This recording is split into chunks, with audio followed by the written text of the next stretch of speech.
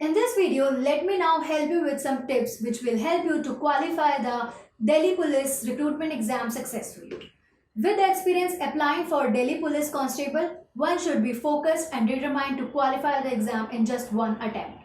No application fees, no hard studies. It is easy to prepare and clear the exam with some efforts and basic knowledge. All you need is to follow these tricks and tips to succeed. You must have the full knowledge of Hindi and English language like noun, pronoun, sentence structuring and more.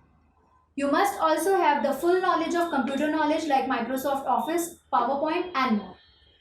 Have basic knowledge of 10th class syllabus and try to manage the time while answering. Take mock tests online to know your strengths and weaknesses. Solve last year question papers to know your strengths. For that purpose, I would recommend you the Prep Guru app by Youth for Work. To download the app, click on the link given below in the description. If you find our content relevant, do like, share and subscribe to our channel.